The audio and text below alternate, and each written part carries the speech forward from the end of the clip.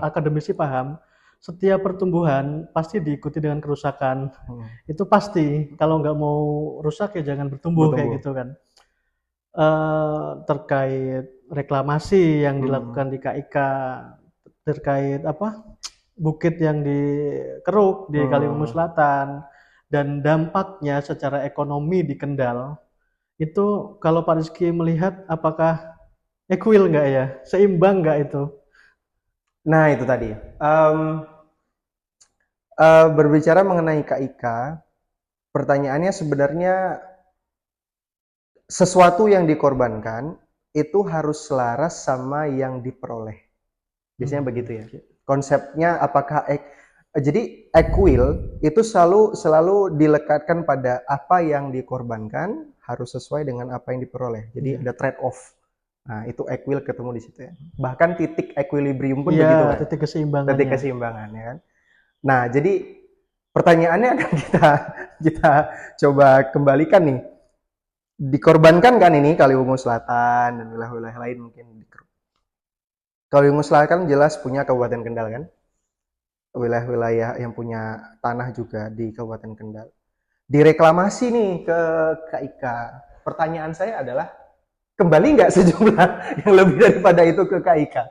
Karena tadi status KIK sebagai proyek strategis nasional itu sebenarnya saya nggak tahu ya berapa persentase yang akhirnya dikembalikan ke Pemprov Kendal untuk pengembangan Kendal, berapa yang dapat ke pusat karena kan ketok palunya di Jakarta kan, Iya, bukan di Kendal kan.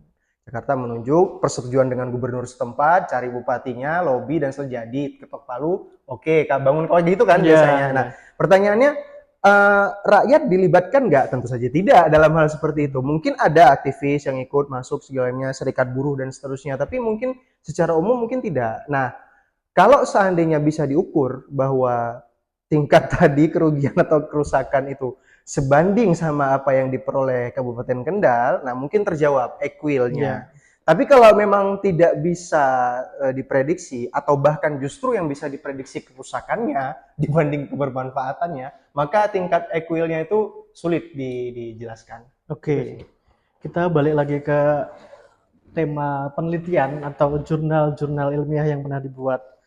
Kalau tadi kita bahas secara umum yang masih jadi perbincangan hangat, tadi ada isu gender sama isu lingkungan. Sekarang kita bahas yang sudah umum-umum aja yang di Indonesia ini. Salah satu yang umum adalah yang Pak Rizky tulis juga, Hmm. itu ROA, ROE, Hmm. Hmm. ROI. Hmm. Kalau Pak Rizky selama ini menggunakan acuan ROA kan ada banyak ini Pak, banyak perspektif. Baiknya ROA-nya 15% Hmm. atau ROA-nya sekian-sekian kayak gitu. Hmm.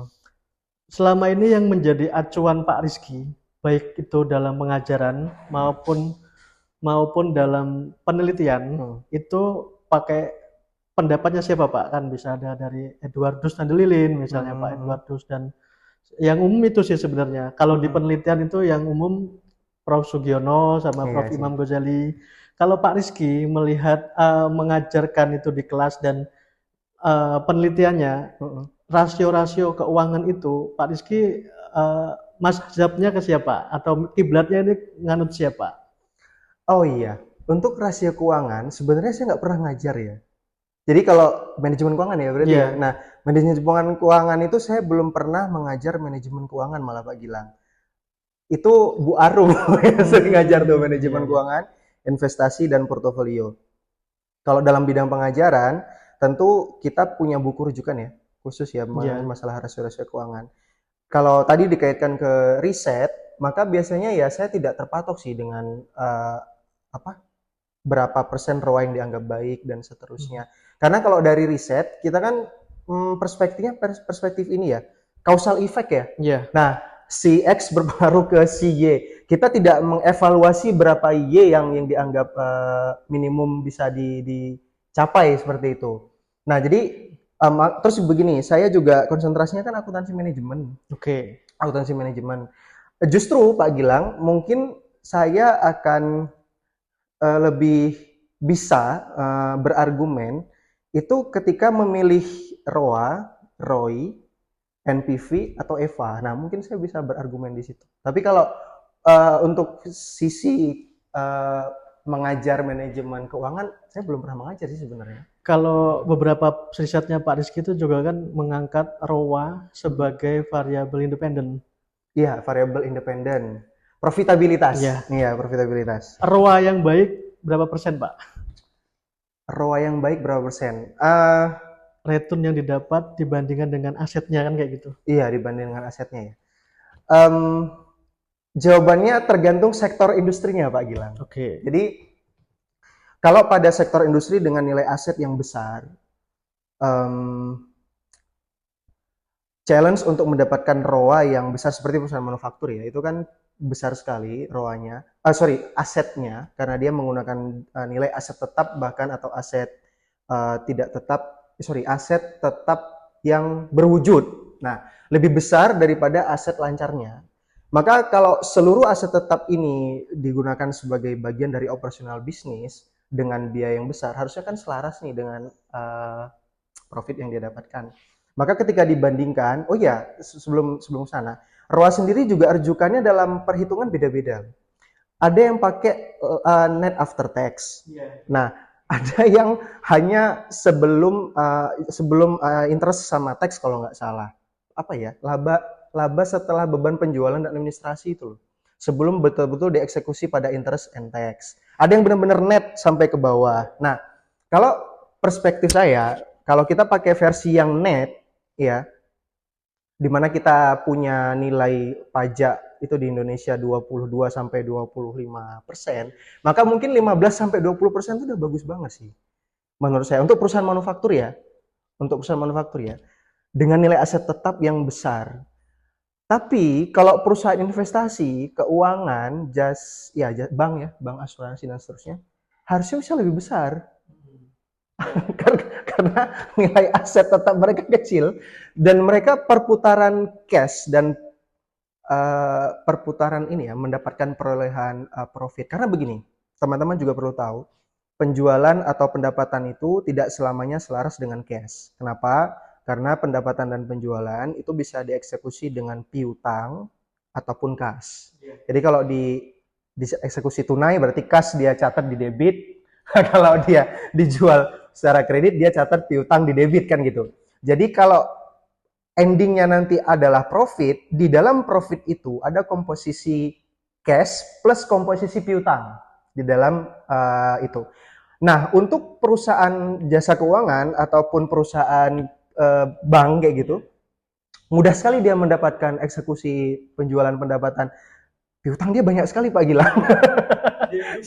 Dia hidup dari situ. Itu mungkin ROA-nya bisa hampir 30-40% sendiri itu. Itu mungkin kalau dari sisi sektor industri ya. Nah, itu pendapat saya ya. Jadi kenapa saya tanyakan? Karena melanjutkan pertanyaan dari mahasiswa terkait ROA. Jadi teman-teman mahasiswa ini lihat TV Pak, di TV atau di Instagram, di video-video medsos itu ada ketua dan antara ketua atau direktur atau komisaris saya nggak tahu. Dia bilang dengan dana sekian kita bisa dapat uang sekian. Dihitung secara doang itu nggak sampai 5%. Jadi nggak sampai 5%. Iya. Apakah ini pilihan yang tepat buat menaruh investasi kayak gitu? Jadi teman-teman mahasiswa di kelas itu tanya, dan kalau secara buku kita memang normalnya 15%. 15% itu udah wonderful lah. Iya, luar biasa. Tapi kalau terlalu sedikit, jadi misalnya asetnya itu 10 juta, 10 juta rupiah asetnya. Tapi selama setahun itu dia cuma dapat 50.000 misalnya. Itu kan sangat kecil. Berarti banyak aset yang nggak produktif. Iya. Kalau 5% itu berarti kan cuma dapat modalnya 10 juta, cuma dapat 500.000 setahun kan? Iya, terus tahu. Itu perhitungan ROA yang secara gampang kan gitu. Iya. Nanti bisa dibaca juga buku-buku lain yang mungkin cocok dengan apa yang teman-teman tanyakan. Tapi selama ini memang yang 15% itu sudah cukup baik. Tapi kalau di bawah 10 atau di bawah 7 itu harus dipertanyakan apakah dia bisa mengelola dengan baik aset-asetnya yang dimiliki kayak gitu teman-teman. Bahkan Pak Gilang, di laporan keuangan bank-bank itu kan di depan itu langsung ditampilkan CAR, NPL, ROA. Iya. Itu kan nilainya besar-besar dong bank ya, kalau bisa 20%, bisa 20%. Setahu saya kan dari antara yang pun dana ya. Artinya kalau kita samakan dengan bisnis tertentu, maka ini kan kayak bisnis investasi lah gitu ya. BUMN semua dana semuanya dihimpun jadi dana tara. Iya kan, ini perusahaan investment yang dananya nanti dialirkan, kemudian terima bagi hasil atau dividen, kemudian dikembalikan ke negara gitu kan. Artinya sebenarnya apakah ada aset besar sekali sehingga menjadi pembagi yang besar sehingga nanti cuma optimis 5%? Iya, jadi memang mahasiswa gitu Pak. Ini kan super holding ya, memang dari banyak perusahaan. Sehingga memang asetnya tinggi. Asetnya tinggi, dengan aset yang tinggi itu mungkin akan memberatkan juga. Oh gitu, makanya jadinya optimisnya hanya 5%. Ya, kalau itu yang diucapkan. Jadi mahasiswa saat presentasi itu menampilkan video dari pemimpin dan tentara itu bilang dengan hasil sekian kami optimis dapat sekian. Oke, kita lanjut selain pembahasan terkait ROA. Tadi Pak Rizky juga bahas pembahasan terkait economic value added. Iya. Bedanya apa economic value added sama financial value added, Pak? Financial value added sama economic value added.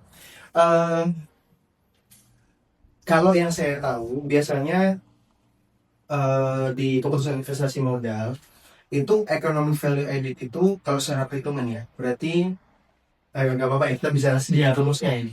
Berarti net operating income after tax itu kemudian dikurangi dengan weighted average cost capital. Nah, weighted average cost capital itu kan berarti berapa biaya yang kita keluarkan untuk, misalnya nih kalau kita obligasi berarti kita harus bayar kupon obligasi. Kalau ada saham berarti kita harus bayar dividennya. Kemudian kita gabungkan biaya itu dirata-ratakan dikali dengan nilai investasi, kemudian begitu ada pengurang ya, NOPAT atau net operating income after tax-nya itu masih surplus ya.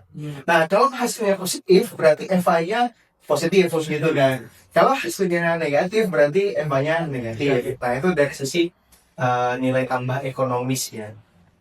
Tapi kalau financial value added itu seluruh keputusan perusahaan pada sisi financing atau pendanaan itu semuanya harapannya surplus. Tapi surplusnya ini begini, macam-macam nih. Surplusnya financial financial decision atau pendanaan kalau di akuntansi kan gini ya Pak. Di laporan arus kas kan ada 3 ya. Arus kas operasi, investasi, sama pendanaan. Nah, finansial atau itu kita fokus di financing pendanaan. Artinya apa? Perusahaan itu benar nggak sih dalam mengeksekusi penempatan pendanaannya sehingga nanti kemudian seminimal-minimalnya ya mereka mendapatkan untung ketika dieksekusi atau dihadapkan dengan kondisi ekonomi makro.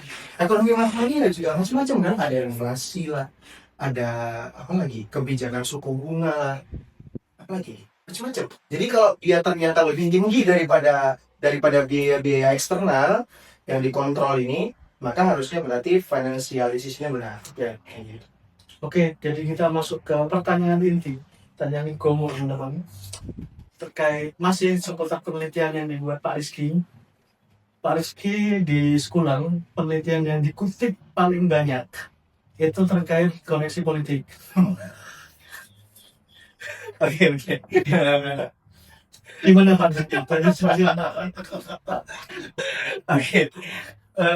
Ini kalau misalnya pembimbing saya nonton kan saya sampaikan ya.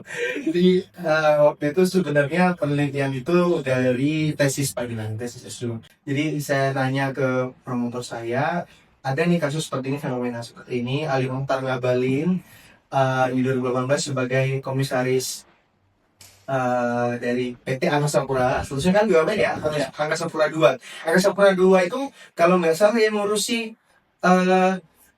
bandara-bandara besar di Batam ya. Nah, kalau Angkasa Pura 1 yang sampai Cirebon. Nah, saya juga kira cari kompetensinya apa hubungannya dengan kedatangan dan pesawat gitu, Kapasitasnya, kompetensinya, betul. Nah, itu saya nggak ketemu teman-teman. Jadi saya merasa bahwa kok bisa ya dapat posisi komisaris gitu kan. Nah, akhirnya tahun 2018 pada saat itu saya coba cari jurnal dengan keyword-keyword seperti itu. Nah, tentang politik, koneksi, networking dan seterusnya. Akhirnya ada tuh variabel political connection. Nah, saya ajukan hanya satu variabel X itu langsung di ACC sama pembimbing waktu itu. Udah ini aja political connection aja. Oke, lanjutlah. Political connection akhirnya saya arahkan ke financial performance kan. Dan waktu itu karena saya juga senang sama isu lingkungan, sosial lingkungan, ada variabel mediasi lah. Nah, karena tadi pertanyaan memang hilang fokusnya ke political connection, maka kita akan berbicara nih, mungkin pengukurannya bagaimana, cara saya mendapatkan data seperti apa. Iya. Sebenarnya di Indonesia itu belum ada database khusus ya yang menceritakan bahwa perusahaan itu memiliki koneksi dari mana-mana, dari siapa-siapa aja. Masih banyak sekali pendapat, tapi saya pakai pendapatnya Fasio tahun 2006. Kriterianya ada 3. Perusahaan dikatakan terkoneksi politik itu kenapa? Yang pertama adalah kalau perusahaan itu diisi oleh orang-orang yang memiliki peran ganda. Jadi dia sebagai dewan komisaris, tapi juga misalnya jadi staf ahli menteri pangan gitu. Itu langsung tuh dimasukkan sebagai orang yang baru memiliki koneksi politik. Jadi peran ganda gitu ya intinya. Yang kedua adalah kalau seandainya perusahaan tersebut terdapat pemegang saham. Nah, pemegang saham yang dari politik.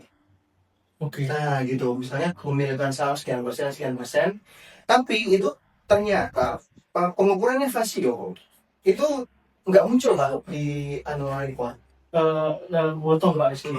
Berarti nanti itu perhitungannya jumlah orang yang terkoneksi politik atau cuman ada atau nggak ada. Jadi Oke, dummy. Pakainya dummy. Kriterianya ada 3. Jika terpenuhi salah satu saja sudah dikasih skor 1. Oke, Nah, kalau nggak ada nol. iya. Nah, kriteria kedua tadi terkait dengan pemilikan saham.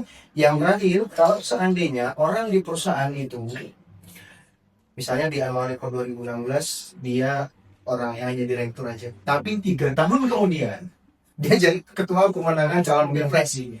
Nah, itu langsung tuh, itu dianggap berarti dalam 5 tahun itu dia dianggap koneksi politik. Nah, cara mendapatkan datanya itu kita ambil annual report, terus kita cek satu-satu tuh di bagian direksi komisaris yang kita baca tuh profil-profilnya. Bahkan kan ada tuh yang ngasih tahu dia adalah anggota dewan partai apa. Itu malah lebih gampang. Tapi yang juga yang sulit nih Pak Gilang. Kalau dia punya keponakan atau kakak kerabat, nah itu juga dianggap oleh Fasio terkoneksi politik. Contoh yang paling terkenal dan paling gampang itu dari Bali Thohir lah. Dari namanya kan kita tahu nih dia siapa kan. Nah, itu kan yang punya Bali Thohir. Iya, itu langsung kita anggap koneksi politik. Nah, di negara berkembang hasil riset itu banyak di Asia Tengah, kemudian Asia Timur. Koneksi politik itu justru menurunkan kinerja keuangan. Oke, berarti negatif sebenarnya. Tapi iya, tapi di negara maju itu banyak juga loh yang hasilnya positif. Oke, jadi teman-teman yang semester awal atau masyarakat umum yang melihat video ini, kalau negatif signifikan berarti berlawanan, bro. Saat ada orang politik maka kinerjanya turun. Itu kalau dilawan itu namanya negatif. Atau saat nggak ada orang politik ini naik, itu jadi kalau berlawan itu negatif. Kalau positif saat ini naik. Jadi saat ada orang politik maka kinerjanya itu positif. Oke, bisa lanjut lagi tadi. Iya. Nah, kenapa begitu? Karena ternyata level pengawasan juga mempengaruhi dan keterbukaan informasi. Jadi kalau di Amerika orang terkoneksi politik ada di perusahaan misalnya itu bisa positif hasilnya karena mereka gaya dana perusahaan menyumbang kepada partai. Amerika cuma partai. Nah, itu diungkapkan ke partai itu seberapa sekian dulu misalnya gitu ya. Kalau mereka mungkin ratusan juta dolar itu diungkapkan. Di kita nggak ada Pak, kita nggak ada tuh misalnya perusahaan A menyumbang sekian ratus juta ke partai B gitu, nggak ada. Sulit sekali gitu. Nah, keterbukaan informasi itu juga ternyata mempengaruhi bahwa kalaupun ada intervensi politik di dalam perusahaan itu tetap perusahaan itu bisa bagus. Nah, untuk kasus negara berkembang, kehadiran orang-orang terkoneksi politik itu justru membuat akses ke pendanaan kan mudah ya. Iya. Ya, karena lewat tanda kutip jalur belakang ya, lewat jalur cepat gitu ya. Iya. Apalagi punya nama besar ya. Nah, endingnya adalah dengan informasi yang tidak seterbuka negara maju, tapi akses keuangan ini besar sekali, itu ada indikasi mereka bisa semena-mena dan nggak terkontrol. Level pengawasan rendah, aksesnya besar, itu kadang nggak terkontrol. Ekspansi, utang kan cepet ya. Iya. Mereka ngajuin kredit gampang sekali kalau punya orang-orang terkoneksi politik. Tapi efeknya apa di kemudian hari kalau ternyata good corporate governance-nya tidak dilaksanakan, hancur kayak gitu. Jadi hasil penelitian-penelitian yang berbeda-beda itu termasuk dengan karakter variabel yang unik juga, itulah yang memotivasi saya pilih untuk penelitian tentang koneksi politik dan fenomena mengenai Pak Ngabalin itu juga sih. Kalau di ini sekarang tuh banyak ya, kayak Toba, Ya, ada ya, itu juga sama, itu isinya orang komputer juga semua Iya. gitu. Oh, termasuk perusahaannya Yusuf Kala. Oke. Nah, itu juga kan kita nggak bisa bilang bahwa beliau tidak terkoneksi politik dong. Jelas-jelas beliau saat itu 2018 punya jabatan kan. Waktu itu juga pemilu 2019 ya. 2019. Waktu itu kan Pak Yusuf Kala masuk wakil presiden ya. Kalau kayak Pak Abu Rizal Bakri juga. Nah, tapi orang di nama itu nggak ada Pak Yusuf Kalanya, Pak. Jadi di nama itu nama anaknya Kala. Akhirnya dikasih skor 1 ini. Gitu. Gitu. Oke, itu risetnya Pak Rizky, teman-teman yang tertarik, teman-teman angkat riset itu bisa dibaca. Banyak jurnal yang membahas itu, termasuk jurnal Pak Rizky, itu berapa itu, ada 2 atau 3 yang bahas kondisi politik. Dan yang paling banyak dikutip, itu yang bahas kondisi politik. Jadi teman-teman kalau kalian mencitasi banyak, citasi itu jumlah kutipan ya, itu teman-teman harus punya variabel yang khusus, apalagi baru itu sangat disukai. Jadi buat rujukan orang lain dalam membuat penelitian. Oke, Mbak Rizky, selain tadi ada kondisi politik di bab 2-nya, di bab 2 total, saya itu melihat Pak Rizky dominan pakai RBV. Iya. Iya. Kenapa Pak? Sebenarnya itu memilih resource based view teori itu karena ini ya konsep yang dijelaskan saya lupa lagi siapa nama ininya ya, siapa yang tahun 1984 itu saya lupa namanya Pak Gilang. Dia menyebutkan begini, Brickman atau siapa ya, atau Brickenfeld gitu ya, Brickenfeld kalau nggak salah, tahun 1984 atau 64, dia bilang gitu, konsep dari resource based view atau pandangan berbasis sumber daya itu dia menganggap bahwa kalau ada sumber daya yang sifatnya unik dan sulit digantikan, nah ini jadi cikal bakal perusahaan itu bisa bagus competitive advantage-nya. Oke. Nah, karakter koneksi politik ini saya coba kaitkan tuh dengan konsep itu, unik dan sulit untuk digantikan. Pertama unik, apakah koneksi politik unik? Menurut saya iya. Nah, keunikan itu juga basisnya macam-macam ya. Ada karena langka, ya kan? Unik itu bisa karena langka teman-teman. Ada juga karena tidak semua perusahaan punya, sama sih ya mungkin ya dengan karakter langka, sehingga dianggap unik. Nah, karena keunikan itu pasti setiap orang beda-beda. Terus satu lagi sulit untuk didapatkan, kenapa? Karena koneksi politik ini basisnya harus punya networking dan punya pengalaman dalam dunia politik. Iya. Tidak semua orang punya dua-duanya. Nah, sehingga begitu dikaitkan teori RBV-nya ini pada karakter koneksi politik, nyantol lah ini. Nah, akhirnya melalui proses revisi sama Bim waktu itu beberapa kali diterima, dan akhirnya juga akan dirilis itu. Itu sih. Nah, sekarang tadi bab 1, bab 2, kita ke bab 3. Nah, Bab 3-nya Pak Rizky ini di hampir ini ya, hampir rata lah, semuanya lah. Itu kan pakai kuantitatif Pak. kualitatif ya. Kualitatif dan tanya data sekunder. Itu sebenarnya. Nggak ada satupun sejauh yang saya lihat Pak Rizky ngangkat data primer. Baru nih 2025 Juli kemarin tutup 1. Mungkinkah Pak akuntansi ini dalam aspek akuntansi ya, ngangkat kualitatif atau ngangkat pakai data primer? Oke. Pertanyaannya mungkinkah mengangkat kualitatif? Oh, mungkin data primer dulu ya. Iya. Kalau data primer jawabannya iya ya, karena sangat mungkin terutama bidang-bidang akuntansi yang berhubungan dengan keperilakuan dan perilaku. Misalnya bagaimana diukur pengetahuan orang tentang literasi keuangan. Ya, itu bisa tuh dipilih. Terus kemudian kepatuhan pajak bisa juga, apalagi orang pribadi ya, kepatuhan pajak. Kemudian pemahaman UMKM tentang fintech itu juga bisa. Atau pencatatan akuntansi sederhana yang versi menggunakan cloud system misalnya, itu juga bisa kita bikin indikator fungsionalnya. Jadi apakah bisa? Sangat bisa. Bahkan erat kaitannya dengan perilakuan dan psikologis. Kenapa begitu? Karena isi dari data primer ini kan kuesioner ya. Berarti pendapat. Nah, entah pendapat itu diisi oleh orang itu langsung sebagai pribadi atau orang itu mewakili organisasinya, gitu ya. Intinya perspektif kan itu dengan angka-angka yang sudah kita desain skalanya, gitu ya. Itu satu. Apakah mungkin data primer? Sangat memungkinkan sekali dan banyak ya. Yang kedua, kualitatif. Apakah memungkinkan kualitatif? Juga iya, kualitatif. Kenapa? Karena memang paradigma awalnya akuntansi ini kan angka pasti kuantitatif nih. Nah, sekarang ini justru mengarah ke kebijakan. Misalnya, bagaimana orang menganggap anggaran itu apa sih anggaran? Misalnya, teman-teman boleh menganggap bahwa anggaran itu, misalnya anggaran pendapatan belanja daerah itu adalah dana yang terdiri dari dua sumber, katakanlah ya. Satu sumber dari APBN, satu lagi sumber yang dieksekusi oleh daerah itu sendiri. Dikumpulkan, kemudian nanti akan dijadikan salah satu tools untuk mengeksekusi kegiatan-kegiatan di provinsi, gitu ya, bikin jalan, bikin rumah sakit.